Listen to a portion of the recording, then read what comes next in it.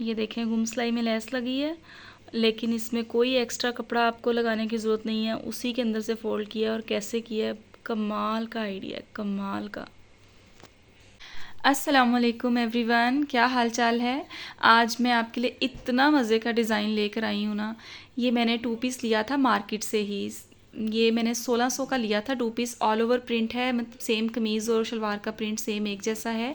तो इसके साथ मैं आज डिज़ाइनिंग शेयर करूँगी। ये गोटा मेरे पास घर में ही पड़ा हुआ था, मैंने मार्केट से नहीं लिया, बिल्कुल घर में पड़ा हुआ था। तो फिर मैंने सोचा येलो है, इसके साथ ज़रा अच्छा लगेगा, तो इसी के साथ ना कुछ डिज़ाइन बनाती हूँ, तो आपके साथ भी शेयर करती हूँ।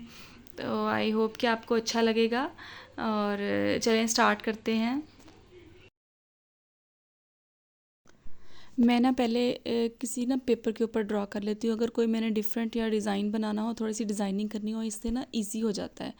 क्योंकि जब आप पेपर पे ड्रॉ करते हैं ना, तो शर्ट पे ड्रॉ करते हुए, शर्ट पे उसको करते हुए आपको जो मिस्टेक्स हैं ना, वो पहले पूरी हो चुकी होती हैं। तो ये देखिए, मैं यहाँ पर ना पेपर पे ड्रॉ कर रही थी कि मुझे किस तरह का डिज़ाइन चाहिए, मेरे जिस तरह का माइंड में चल रहा था थोड़ा बहुत।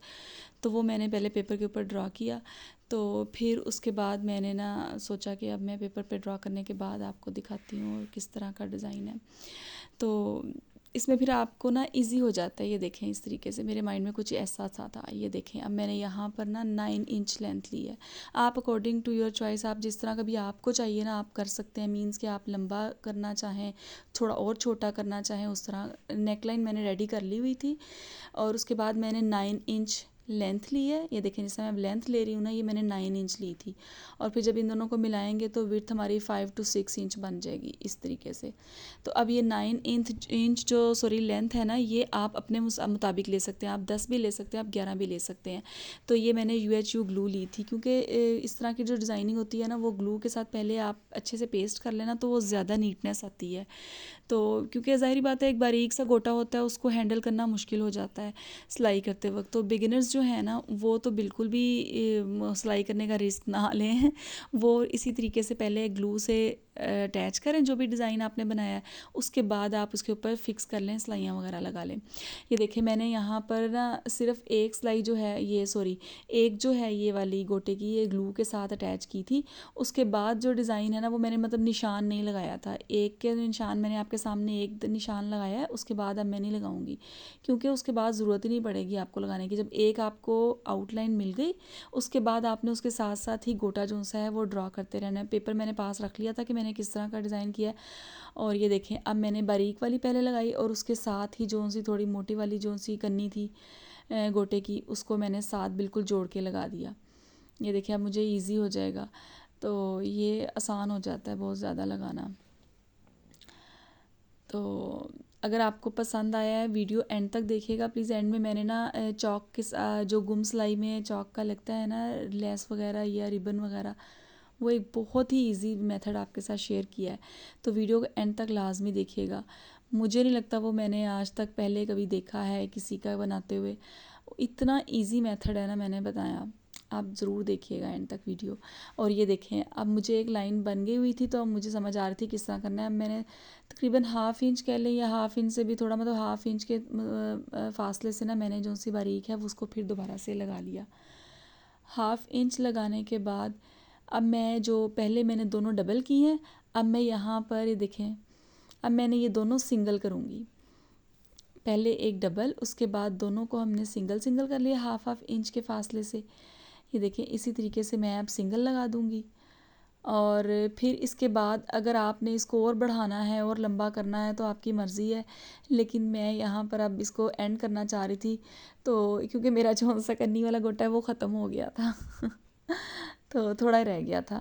तो ये देखें, अब मैंने पहले वाला डबल किया, उसके बाद इनको सिंगल दो को किया, उसके बाद जो है अब मैं इनको डबल करूँगी। ये देखें, ये रेडी हो गया। अब यहाँ पर आपकी मर्ज़ी है कि आप अगर इसको और ज़्यादा बढ़ाना चाहें तो फिर 2 सिंगल लगा लें, उसके बाद 2 डबल लगा लें, वो थोड़ा और लॉन्ग हो जाएगा गला। तो मेरी यहाँ पर अब बस हो गई थी कि मैंने कहा बस इतना ही काफ़ी है, क्योंकि पहनना तो मैंने घर में ही है। तो इस वजह से ये देखें, यहाँ पर ये डन हो गया है। हाफ़ हाफ़ इंच का मैंने यहाँ पर गैप दे लिया था, और इसके बाद मैंने ना इसको आयरन कर लिया था, क्योंकि आयरन करने से वो और ज़्यादा अच्छे से फ़िक्स हो जाता है।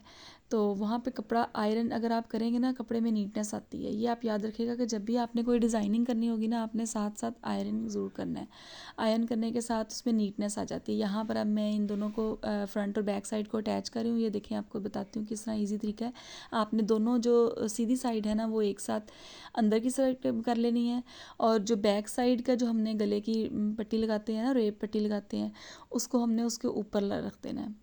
उसके बाद ऊपर सिलाई लगा देनी है। फिर जब देखें, ये देखें, अब इसको हम टर्न करेंगे तो ये देखें कितनी फिनिशिंग के साथ यहाँ पर नेक लाइन का ये आई सिलाई। तो आई होप आपको ये वाला तरीका भी अच्छा लगेगा। तो ये देखें, अब मैं यहाँ पर चौक पे लगा रही हूँ। यहाँ पर हमने अपने पहले चौक को ना प्रेस कर लेना है, उसके साथ हमने यहाँ पर एक लाइन बना लेनी है, जितना जितना चौक हमें रखना है। ये देखें, अब उसके अंदर हमने सीधी साइड पर, अंदर की साइड पर हमने जो भी लेस है या गोटा है उसको रख के उसको ऐसे फोल्ड कर लेना है, और उसके ऊपर हमने सिलाई लगा देनी है। ये देखें, सीधी साइड पे गोटा रख के, लेस रख के, उसके ऊपर हमने सिलाई लगा देनी है। जब हम इसको फोल्ड करेंगे और इतना इजी तरीके से आएगा। आपने पहले फिटिंग की सिलाई नहीं लगानी। यहाँ पर मैं ये चौक से जो दामन है उसकी तरफ जा रही हूँ। ये देखें, ये भी बहुत इजी है। इसको ऐसे फोल्ड किया और उसके बाद उसको ऐसे सीधा करके उसके ऊपर सिलाई लगा दी। आपने पहले ना फिटिंग की सिलाई नहीं लगानी है। पहले फिटिंग की जो स्टार्ट होता है ना, वहाँ पे आपने मार्क कर लेना है। उसके पहले आपने वहाँ से लेस लगानी है। लेस सीधा, ये देखें ज़रा, जब हमने इसको सीधा किया तो इस तरीके से हमारी उस शर्ट के कपड़े के अंदर से ही हमने इसको गुम सिलाई के साथ अटैच कर लिया। और जो फ्लैप होती है वो भी हमें उल्टी नहीं लगानी पड़ी, उल्टा नहीं करना पड़ा। वो भी कपड़ा सीधा अंदर की साइड पे रहा और गुम सिलाई में लेस भी अटैच हो गई। ये देखें, ये कपड़ा सीधा उल्टा नहीं हुआ। मीन्स के जिस तरह होता है ना, अक्सर तरीके इस तरह के भी होते हैं कि अगर हम लेस लगाते हैं तो उसको जब हम फोल्ड करते हैं इस तरीके से तो वो उल्टा हो जाता है। तो यहाँ पर कपड़ा भी उल्टा नहीं होगा, आपका कपड़ा भी नीचे की साइड पे सीधा रहेगा और गुम सिलाई में हो जाएगा। ये देखें, अब चाक मैंने आपको बताया था ना कि पहले हमने नहीं करने, फिटिंग की सिलाई नहीं लगानी है। ये दोनों तरफ से करके उसके बाद हमने ये फिटिंग की सिलाई लगा देनी है। तो इस तरह आपकी फिनिशिंग भी आ जाएगी। और ये देखें, आप चाहें तो इस तरीके से करने के बाद, फिटिंग की सिलाई लगाने के बाद उसको फ़ोल्ड कर लें चाक को। लेकिन अगर फ़ोल्ड करके चाक को उसके बाद भी आप फिटिंग की सिलाई लगा सकते हैं। यहाँ पर मैंने ये फ़िक्स कर लिया। इतना इजी तरीका है, मुझे बहुत ही ज़्यादा इजी तरीका है। ये देखें, बिल्कुल ये प्रॉपर देखिए, मैंने फिनिशिंग बटन आ नहीं गई और लगाया अच्छे यहाँ तरीके पर। से अटैच हो गया। इसको मैंने ना सोचा कि थोड़ा डिफरेंट हो जाएगा। मेरे पास ये स्टार फ्लावर पड़ा हुआ था, तो मैंने ये इस तरीके से फ्लावर को एज अ बटन के तौर पे लगा दिया।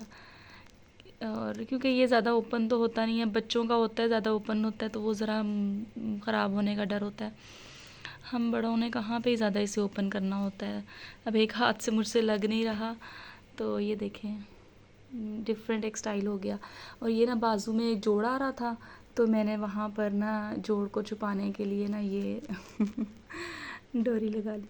और ये ब्लेंडर देखें जो मैं मुझसे हो गया, एक साइड उल्टी हो गई और एक साइड सीधी हो गई। ये मुझसे ना बड़ा कोशिश करती हूँ, फिर भी कहीं ना कहीं हो ही जाता है। अच्छा, ये देखें ज़रा, ये कितना प्यारा लग रहा है। ये देखें, मैंने गुम सिलाई के तरीके से जैसे बताया था ना आपको। ये देखें, मुझे नहीं लगता कि किसी ने भी अभी तक यूट्यूब पे ये तरीका शेयर किया होगा।